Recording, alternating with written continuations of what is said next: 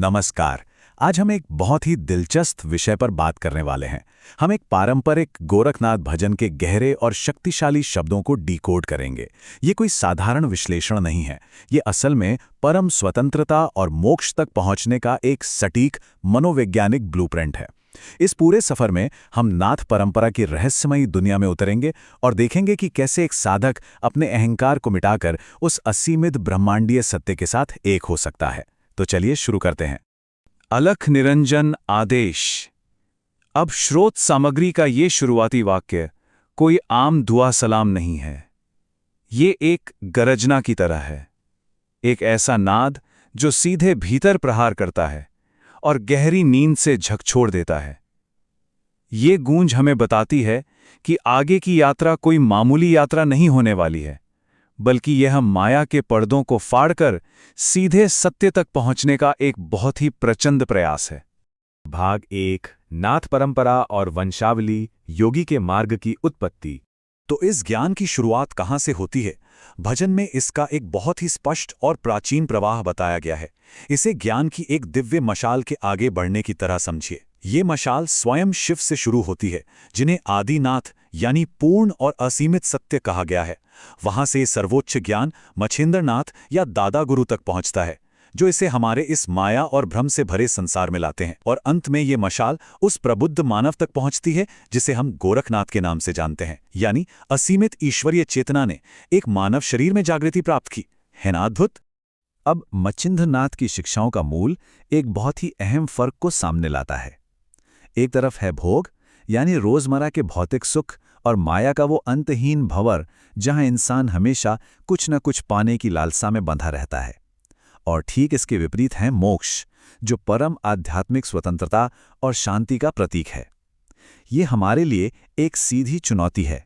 क्या पल भर के सुखों की दौड़ में फंसे रहना है, या फिर उस अंतिम सत्य को खोजना है जो हर भ्रम और दुख से हमेशा के लिए आजाद कर दे?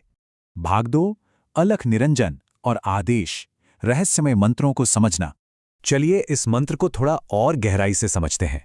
इंसानी फितरत है कि हम हमेशा उस चीज को नाम देने की कोशिश करते हैं जिसे हम देख या समझ सकें।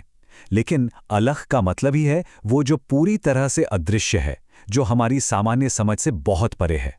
और निरंजन का मतलब है वो जो बिना किसी दाग के है, पूरी तरह से निराकार है। इसलिए जब अलख निरंजन का एक साथ उच्चारण होता है तो असल में उस असीमित और निर्दोष ईश्वरीय सत्य को पुकारा जा रहा होता है, जिसे किसी रूप या आकार में नहीं बांधा जा सकता। फिर आता है आदेश। इसे हम एक तरह के नमस्ते की तरह सोच सकते हैं, लेकिन सच कहूं तो ये उससे कहीं ज्यादा गहरा है। जब एक योगी आदेश कहता है तो वो सामने वाले के भौतिक शरीर, उसकी जाति या पहचान को नहीं देख रहा होता। वो सीधे उस शाश्वत ईश्वरीय प्रकाश को नमन करता है जो उस शरीर के भीतर है। ये दुनिया के सारे दिखावों को दरकिनार करके केवल शुद्ध चेतना को पहचानने की एक दिव्य आज्ञा है। और पता है, इन मंत्रों का लगातार जाप एक अघोर अग्नि पैदा करता है। ये कोई साधारण आग नहीं है, ये एक ऐसी प्रचंड अग्नि है जो काल यानी समय की सीमाओं को जलाकर भस्म कर देती है। ये जन्मों जन्मों के कर्मों के भारी बोझ को पल भर में नष्ट कर देती है और जीवन की हर गहरी पीड़ा, हर क्लेश को जड़ से उखाड़ फेंकती है। ये अग्नि आत्मा को पूरी तरह से शुद्ध करके उसे उसके सबसे पारदर्शी और मुक्त रूप में वापस लाती है। भाग 3 गोरखनाथ और योगी का स्वरूप, भौतिक और आध्यात्मिक। भजन में योगी की बाहरी वेशभूषा का बहुत ही सटीक वर्णन है। भगवा वेश, हाथ में खप्पर, कानों में कुंडल, गले में नादी और त्रिशूल। लेकिन इन्हें सिर्फ कपड़े या गहने मत समझिए। ये पूरा का पूरा पूर्ण वैराग्य का एक चलता फिरता प्रतीक है। नगर नगर घूमते हुए योगी इस भयंकर भैरव रूप को धारण करता है। ये बाहरी दुनिया को डराने के लिए बिल्कुल नहीं है, बल्कि यह भीतर बैठे अहंकार, मोह और डर पर जीत हासिल करने का एक साक्षात प्रमाण है। यहाँ एक बहुत ही गहरा मनोवैज्ञानिक द्वैत या कहें तो एक कॉन्ट्रास्ट देखने को मिलता है।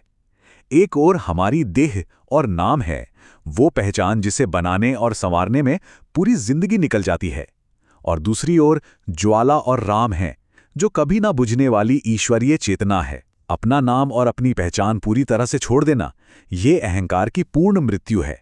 ये एक बहुत ही कठोर मांग है, जहां अपनी भौतिक सत्ता को मिटाकर सिर्फ एक शाश्वत सत्य के रूप में जीना होता है। मैं ना देह, मैं ना नाम, मैं केवल ज्वाला, केवल राम। ये पंक्ति कोई साधारण कविता नहीं है। ये असल में मानसिक शून्यता और आध्यात्मिक प्रज्वलन का एक बहुत ही सक्रिय अभ्यास है। इस एक वाक्य में सब कुछ त्याग देने का भाव छिपा है। ये इस बात का स्पष्ट ऐलान है कि इंसान महज मांस और हड्डियों का ढांचा या कोई सामाजिक नाम नहीं है। वो केवल और केवल एक पवित्र, जलती हुई ईश्वरीय ज्वाला है। भाग 4 नवनाथ और ईश्वरीय कृपा, पथ पर सुरक्षा और समृद्धि। जाहिर है, इस आध्यात्मिक रास्ते पे चलना कोई आसान काम नहीं है, लेकिन सबसे अच्छी बात यह है कि इस मार्ग पर कोई भी कभी अकेला नहीं होता। भजन हमें एक पूरी ब्रह्मांडीय समर्थन प्रणाली के बारे में बताता है। नवनाथ चारों युगों में रक्षा करते हैं। बलवान हनुमान किसी भी तरह के डर, भयंकर रोग और शोक को पलक झपकते ही नष्ट कर देते हैं। और माता अन्नपूर्णा ये तय करती हैं कि जीवन में कभी पूर्णता और समृद्धि की कमी ना हो। ये सच में एक अदृश्य और अचूक सुरक्षा कवच है। शब्द साचा, पिंड काचा, क्या बेहतरीन रूपक है ये। कांचा पिंड यानी कच्ची मिट्टी का घड़ा। हमारा शरीर बिल्कुल उसी कच्ची मिट्टी की तरह नाजुक है जो समय के साथ आसानी से टूटकर वापस मिट्टी में मिल जाता है। लेकिन शब्द यानी ईश्वरीय सत्य वही एकमात्र साचा या परम सत्य है। बड़े बड़े साम्राज्य गिर जाते हैं, युग और पीढ़ियां बीत जाती हैं, लेकिन ये ईश्वरीय शब्द हमेशा अविनाशी रहता है। भाग 5 समानता, शिवत्व और मुक्ति, अनंत में विलीन होना। ना ऊंचा कोई, ना कोई नीचा। समानता का इससे ज्यादा क्रांतिकारी विचार और क्या हो सकता है। जब ये गहराई से समझ में आ जाता है कि हर एक इंसान उसी एक ईश्वरीय प्रकाश का वाहक है, तो समाज के बनाए ये सारे ऊंच नीच के भेद, ये सारी सीमाएं बिल्कुल खोखली और अर्थहीन हो जाती हैं। कोई बड़ा नहीं, कोई छोटा नहीं। ये विचार इंसानी अहंकार और समाज की मान्यताओं की जड़ों को पूरी तरह से हिलाकर रख देता है।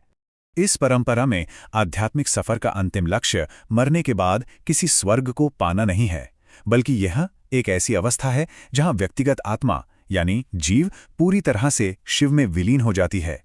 इसे ऐसे समझिए जैसे पानी की एक बूंद वापस एक विशाल समुद्र में गिर जाती है।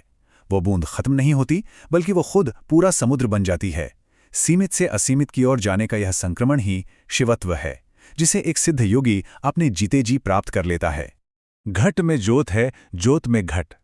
इस काव्यात्मक पंक्ति की गहराई सच में असीमित है। ये दिखाती है कि कैसे सब कुछ आपस में जुड़ा हुआ है। वो शाश्वत ईश्वरी प्रकाश इस नश्वर मानव शरीर के भीतर धड़क रहा है, और साथ ही ये पूरा शरीर उसी विशाल प्रकाश के भीतर तैर रहा है। ये एक योगी की अंतिम अनुभूति है। ये जान लेना कि ईश्वर आसमान में कहीं दूर नहीं बैठा है, बल्कि हमारी हर सांस और हर कण में मौजूद है। और अंत में स्रोत सामग्री एक बहुत ही गहरे सार्वभौमिक विचार के साथ समाप्त होती है। जो खोजे बाहर, वो भीतर ही बसे।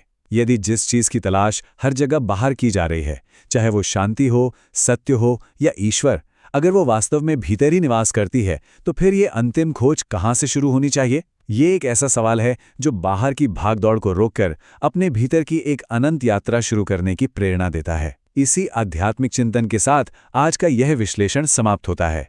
अलख निरंजन, आदेश।